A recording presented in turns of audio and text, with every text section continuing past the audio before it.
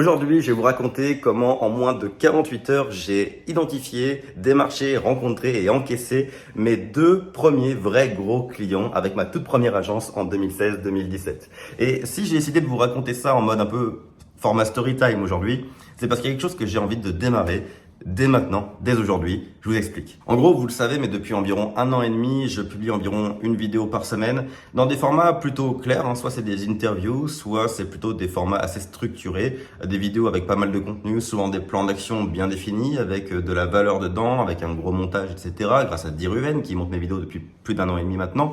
Et ça plaît, et ça me plaît, et ça vous plaît, ça fait des vues, tout va bien. Mais il y a un truc qui me manque. C'est ce que je faisais il y a 3-4 ans sur cette chaîne. Je faisais des vlogs de mon agence. Je faisais des vidéos avec l'iPhone dans ma voiture où je vous racontais juste ma journée et des trucs qui me sont arrivés et où je pense qu'il y a un truc à en retenir d'un point de vue entrepreneurial. Et ça me manque.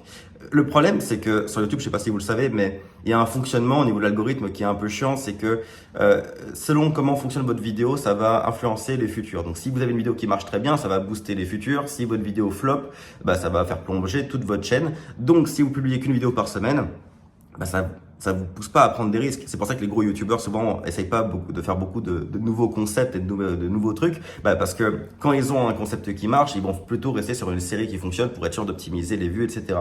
Et comme je vous dis, quand on publie qu'une vidéo par semaine, on peut pas prendre vraiment de risques. En plus, ça décevrait des gens et il faut attendre une semaine encore pour avoir une nouvelle vidéo qui nous plaît. Enfin voilà, c'est chiant. Moi, par exemple, j'étais fan de Villebrequin, là ils ont arrêté. Mais Villebrequin, il y avait des concepts que j'adorais, d'autres que j'aimais moins, bien que de façon générale, j'aimais toutes leurs vidéos. Mais du coup, quand un jeudi midi, ils sortaient une vidéo, quand c'était un sujet comme je kiffe, genre l'histoire de la Formule 1 ou un truc comme ça, j'étais grave heureux. Mais quand c'était un sujet dont je me foutais un petit peu, par exemple, moi j'avoue, le projet Multipla et tout, j'étais pas fan. Bref, je rentre dans le détail, mais peu importe. Ça c'est une vidéo, je me disais, bon, je vais devoir attendre une semaine pour avoir une vidéo qui va me plaire. Vous voyez, ce genre de truc, c'est pénible en tant que viewer d'avoir qu'une vidéo par semaine et de tomber sur un sujet qui ne nous plaît pas. Donc, je ne prends jamais le risque sur cette chaîne de faire des vidéos un peu à la volée avec l'iPhone parce qu'une par semaine ne me permet pas de le faire. Donc, tout ça pour dire que j'ai eu une idée que je vais mettre en place à partir d'aujourd'hui. C'est que je vais faire une vidéo par jour pour un mois. À part le week-end, sinon je vais faire un burn-out et on ne veut pas que je fasse un burn-out.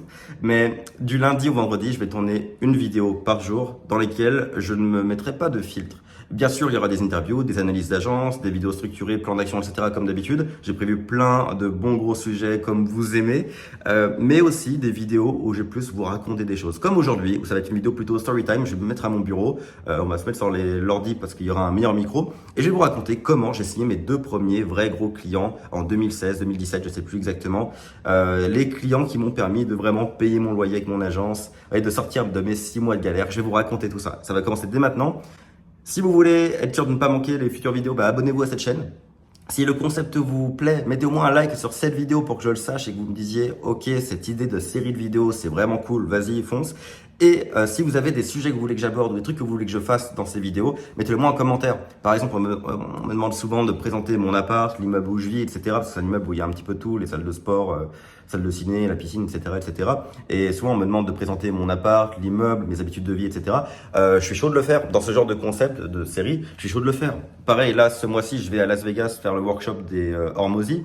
Donc ça va être super intéressant, on va parler de scaling, comment passer de 1 million à 10 millions par an. Il y aura plein de sujets intéressants comme ça et je serais grave chaud de faire des petits vlogs un petit peu de temps en temps, en plus des vidéos habituelles, de faire des trucs où je raconte la journée, ce que j'ai appris dans la journée. Tout ça, c'est des trucs qui me tentent, je suis très très chaud de le faire. Donc si vous avez des idées de ce que vous voulez que je fasse, des sujets que vous voulez que j'aborde, dites-le moi en commentaire, je le ferai avec grand plaisir. Bon, ça y est, on est dans le setup. C'est pas parfait au niveau de l'image, mais au moins le son, je pense, va être bon. C'est le plus important pour ce genre de vidéo. Je vous raconte comment j'ai trouvé mes deux premiers vrais gros clients en moins de 48 heures. C'était plutôt 24 heures en réalité, en 2016-2017. Vous allez voir, il y a des choses qu'on peut en retenir.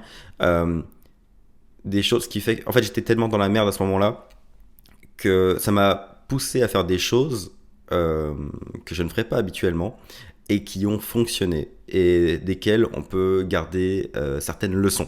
C'est ce que je vais vous partager aujourd'hui. Déjà, je vous mets un contexte rapide. Là, je suis à Montréal au moment où je vous parle. Je suis canadien et français. Je suis né en France, mais je suis arrivé au Canada quand j'avais 1 an. J'ai vécu ici de mes 1 an jusqu'à mes 12 ans environ. Et je suis rentré en France pour mes études. Donc de mes 12 ans à mes 20 ans, j'étais en France. J'ai fait Paris et Chambéry. Et Si vous voulez, j'ai fait mon école de commerce en France, à Paris, et j'ai pris, après la première année d'école de commerce, donc bac plus 3, je lui ai dit à mes parents que j'allais faire une année de césure au Québec, et je ne suis jamais rentré. Et ce qui s'est passé, c'est que quand je suis arrivé au Québec, je suis arrivé dans un village, là où j'ai grandi, mais un village où il n'y a absolument pas de travail. Pour quelqu'un qui est dans le marketing, il n'y a absolument rien à faire. Et moi, je n'étais pas du tout en mode entrepreneur, hein. Je suis arrivé en mode un CDI à 2 000 € par mois, c'est déjà la réussite. J'avais même pas de taf en arrivant. Donc, j'ai commencé à regarder ce que je pouvais faire pour survivre, entre guillemets. Et pendant mes études, en fait, j'ai toujours eu une passion pour la photo. Et pendant mes études, je vendais mes services de photo donc, aux étudiants. Ils me payaient 20 ou 40 balles pour que je fasse des shootings pour leurs photos de profil Facebook. Et aussi, je vendais des photos à des hôtels, etc. Parce que mon père travaillait dans le monde de l'hôtellerie. Et moi, je faisais des photos des chambres pour leur site web. Vous voyez, c'est le genre de truc que je faisais. Et donc, quand je suis arrivé au Québec, bah, pour survivre, entre guillemets, pour gagner 500 balles, pour au moins pouvoir payer de quoi bouffer, etc. Parce qu'au moins, la vie coûte pas cher dans un village. Et ben j'ai commencé à vendre mes services de photo. Je vous la fais rapide, mais en gros c'est comme ça que ça a démarré. Et les 6 premiers mois de l'agence, en réalité, je vendais un petit peu de photos à droite à gauche pour me faire 200, 300, 400 balles, 500 balles pour les plus gros mois. Et c'est le moment où j'ai commencé à avoir des vidéos sur YouTube, un peu entrepreneuriales. Olivier Roland à l'époque, je crois que c'était aussi les débuts de Oussama Hamar chez The Family. Euh, Ce genre de contenu.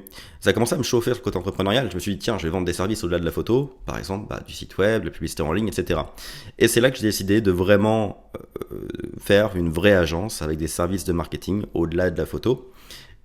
Et en fait, le truc, c'est que j'ai galéré pendant 6 mois à ne serait-ce que survivre. C'est-à-dire que pendant les 6 premiers mois de mon agence de marketing, je vendais mes services. En fait, je faisais toutes les conneries possibles que je raconte sur cette chaîne et que je vous déconseille de faire, mais je les ai toutes faites. C'est-à-dire que mes premiers contrats, ça a été un site. Alors, déjà, j'ai fait un shooting photo pour un groupe de 4 hôtels à 800 $. Donc, 800 $, ça fait 500 €. Pour 500 €, j'ai refait toutes les photos pour les sites web des 4 hôtels. Alors, en soi, je suis reconnaissant à ce client de m'avoir donné un contrat parce que j'en avais besoin à ce moment-là. Mais quand on y pense, il a fait un sacré bon deal. Bref. Derrière, je lui ai proposé une campagne de publicité Facebook. Ça a été un peu mon premier client. Je lui ai vendu 100 $. Ça fait 70 € environ. Ensuite de ça, j'ai vendu mon premier site web. Un site web e-commerce à un artisan. C'est une personne qui faisait des trucs en cire d'abeille. Une boutique e-commerce avec une séquence d'emails automatisés, avec une campagne de pub sur Meta et du retargeting. Le tout pour 550 $. Ce qui fait environ 350 €. Et c'est ce que j'ai fait pendant 6 mois. J'ai trouvé des clients en moyenne entre 50 et 500 $. 500 $ pour des gros sites web, etc. 50 balles pour des campagnes de pub. En gros, je me vendais, mais genre je me bradais hardcore. Et ce qui fait que même quand je trouvais des clients, genre 3, 4, 5 clients par mois, et ben je faisais à peine 1000 balles par mois. Et ça a été ma réalité pendant 6 mois. Pendant les 6 premiers mois de mon agence, ça a été des contrats à une moyenne de 200 balles, moins de 1000 balles par mois. À l'époque, j'étais avec quelqu'un qui avait un enfant, j'arrivais même pas à payer le loyer et acheter la nourriture alors qu'il y avait un enfant à la maison. Euh, Bref, la totale. Et ce qui s'est passé, c'est que pendant ce temps-là, comme je sentais beaucoup de regards sur moi de la part de ma famille, de ma belle famille, etc., j'annonçais à tout le monde que la boîte tournait bien. Ouais, vous me voyez venir. Je disais à tout le monde, ah ouais ouais, je close, j'ai des clients, la totale. Je leur ai dit, vous inquiétez pas, ça va bien pour nous. Mais c'est surtout pour qu'ils nous foutent la paix, parce que vous savez ce que c'est, quand on est entrepreneur, qu'on se lance, qu'on n'a pas de résultat, les gens ils nous regardent en mode, tu vois, je te l'avais dit, prends un taf, sois sérieux, prends un taf. Et donc, pour qu'ils me foutent la paix, je leur ai dit que tout allait bien. J'ai dit, par exemple, à mes parents, voilà, j'aurais dit que tout allait bien, à mes beaux-parents, j'aurais dit que tout allait bien. Et comme tout allait bien, ben, ils ont commencé à me dire, mais pourquoi vous... Parce qu'on vivait un petit peu... c'était un peu camping la façon dont on vivait, quoi. Ils nous ont dit, mais pourquoi vous prenez pas un appart pourquoi vous changez pas de voiture? Parce que j'avais une vieille voiture qui cassait tout le temps. Et donc j'ai fait ce qu'il fallait pas faire. J'ai voulu faker, donc fake it till you make it, bah, je l'ai fait, j'aurais pas dû. J'ai pris un appart à Montréal, donc dans une grande ville, je passe du village à la grande ville, un appart à plus de 2000 par mois de loyer. J'ai négocié avec le propriétaire, il a été super sympa, il m'a fait confiance, il m'a proposé de, donc il m'a filé l'appart, il m'a fait signer le bail et je devais payer le premier loyer à la fin du premier mois. Je vous jure que c'est vrai. Ne le faites pas si vous êtes propriétaire.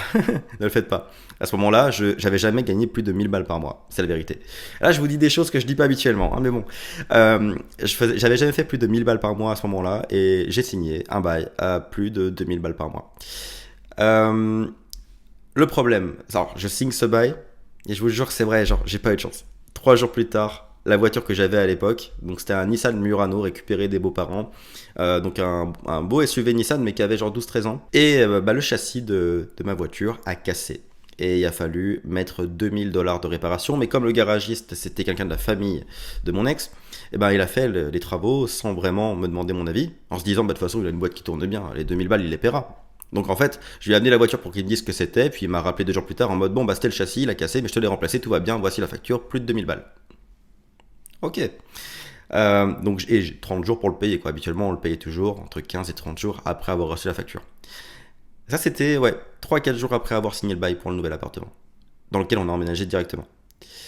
Donc là il s'est passé un truc bizarre, c'est que après 6 mois à galérer à ne jamais faire plus de 1000 balles par mois, je me suis retrouvé avec au début de mois, en sachant qu'à la fin du mois je devais trouver 2000 balles pour réparer la voiture, donc pour le en plus l'oncle qui est dans la famille, donc lui il pense aussi que la boîte tourne bien. Donc si j'arrive pas à le payer, ça va déjà lever un red flag sur le fait que je fais pas d'argent.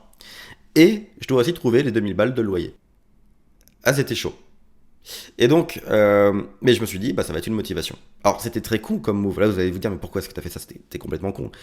Oui, mais c'était aussi une façon de me mettre dos au mur. Donc je me suis retrouvé à ne jamais avoir fait plus de 1000 balles par mois, à devoir trouver au moins 4000 pour la fin du mois, sachant qu'il y a aussi 2000 balles de charges de façon générale. Enfin, donc je devais trouver environ entre 5 et 6000 pour au moins faire le mois correctement. Et donc, bah, on a emménagé dans cet appartement à Montréal et j'ai commencé à démarcher des boîtes de Montréal. Aussi, j'avais la conviction que là, je démarchais principalement des boîtes de Shawinigan et des villages autour, donc des très petites entreprises.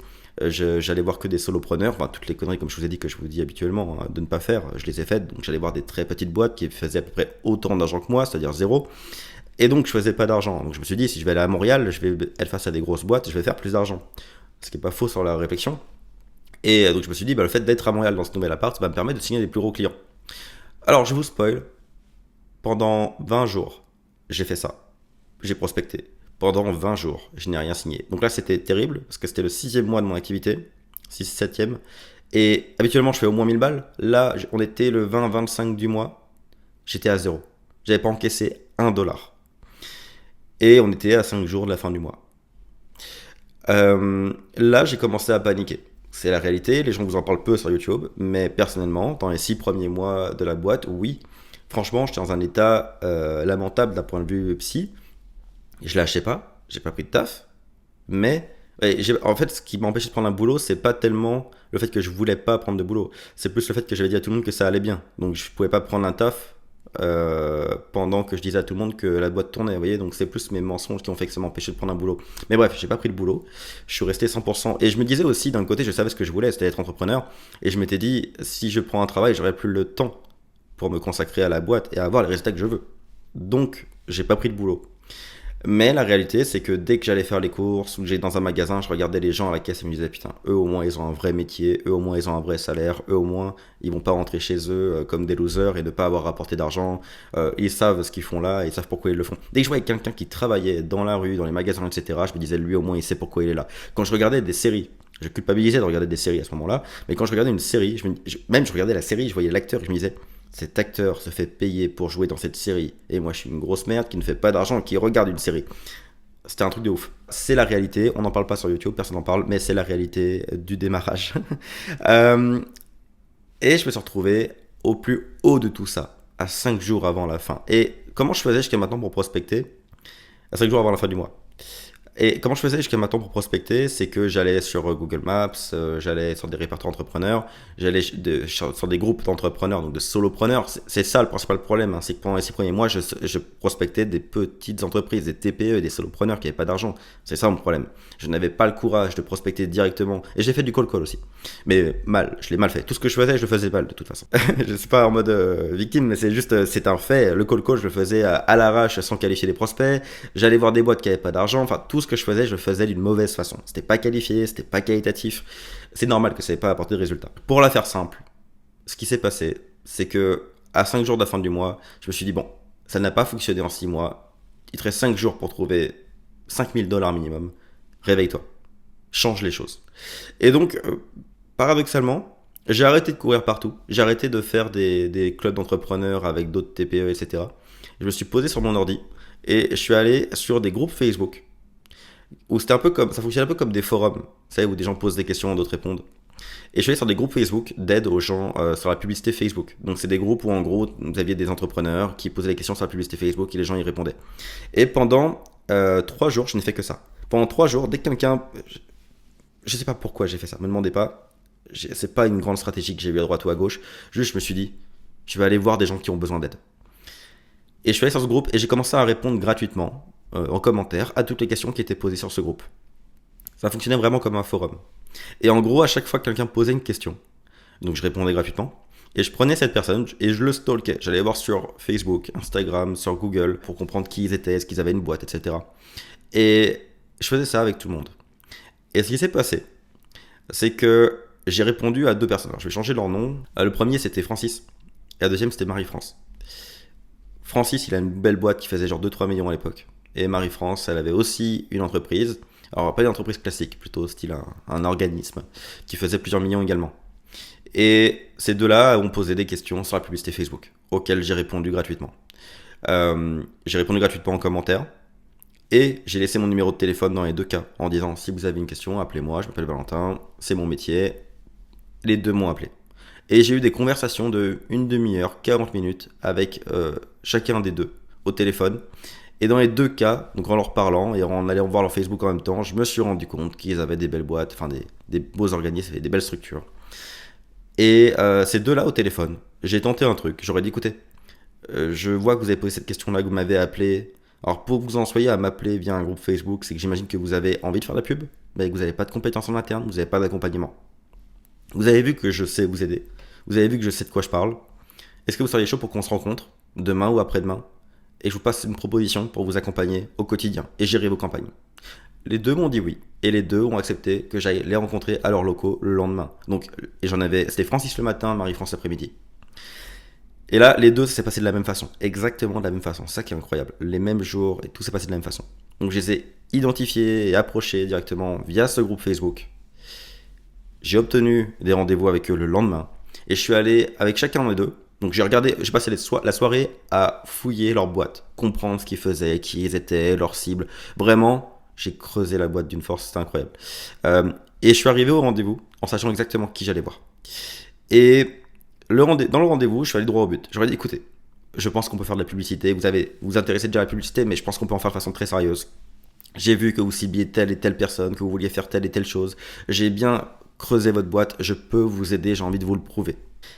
Dans les 2 cas, j'ai été relativement clair sur le fait que j'avais pas une tonne de clients, mais je disais quand même que j'avais déjà eu des clients. Je disais quand même que j'avais l'habitude de gérer des campagnes Facebook. Dans la pratique, quand ils m'ont demandé de raconter des expériences que j'ai eues sur Facebook, j'ai raconté en réalité des études de cas que j'avais vues sur YouTube. Donc j'ai amélioré la réalité, c'est vrai. Et j'aurais dit que j'allais me donner à fond, que j'avais envie de me faire un nom autour de Montréal et que j'allais me donner à fond. Et les 2 m'ont dit ok, on y va. Et là il s'est passé un truc que je n'ai jamais refait depuis et qui a marché. C'est qu'à ces 2 clients-là, j'aurais dit écoutez, je démarre. Honnêtement, vous savez ce que c'est, les finances au démarrage. C'est pas évident. Et vous savez aussi que les études de cas au démarrage, c'est ce qui fait la différence pour la suite. Je vais me donner corps et âme sur votre dossier, mais je vous demanderai de me payer le premier mois maintenant. Et je suis reparti des 2 rendez-vous avec un chèque pour chacun. Je crois que Francis c'était 2200 $ et Marie-France, je crois que c'était 2005 ou 2004, un truc comme ça. Je suis reparti avec un tout petit peu moins de 5000 $ ce jour-là, en 2 chèques. Et c'était, à l'époque, je me faisais grave payer par chèque. Au Québec, c'était assez admis en tout cas. Aujourd'hui, c'est beaucoup moins le cas, c'est que des virements ou presque. Mais à l'époque, j'avais beaucoup de chèques pour me faire rémunérer. Je suis reparti avec 2 chèques. J'étais complètement dingo dans la voiture. Vraiment, j'ai gueulé dans la voiture en rentrant. Mais c'est, dans les faits, je leur ai simplement dit la vérité de la situation et à quel point j'allais m'appliquer. Et ils m'ont tous les 2 payé sur le coup. Genre là, je suis reparti du premier rendez-vous avec eux avec des chèques. Génial, j'ai littéralement pu payer. Et en fait, ce qui est drôle, c'est qu'après, j'ai trouvé un client par la voie normale, entre guillemets. Bon, rien d'exceptionnel pour celui-là, ça a été plus ou moins classique, mais il a fini mon mois, du coup, à un peu plus de 6000. Et vous voyez, ça a été le premier mois. Après m'être mis ultra en danger, c'est le mois où j'ai fait 6000 $. Et je suis jamais retourné en dessous après. Le mois d'après, j'ai fait 10 000. Et ça a continué. J'ai compris des choses, notamment la cible. Genre, j'ai compris Attendez, je vais recadrer la vidéo. Ok. C'est YOLO cette vidéo. C'est nature. J'ai compris avec ces 2 premiers clients que le ciblage était en fait le point le plus important. Aucun des 2 n'a bafouillé à me faire un chèque de 2000 parce que les 2 faisaient des millions. Les 2 avaient besoin de mes compétences. Et ça ne peut pas arriver. Ça, même si j'avais 50 rendez-vous avec des solopreneurs, ça ne pouvait pas arriver. Parce que ces gens-là n'avaient pas les moyens de me faire ce genre de chèque. Et vous voyez, quand j'ai compris ça, ça a tout changé.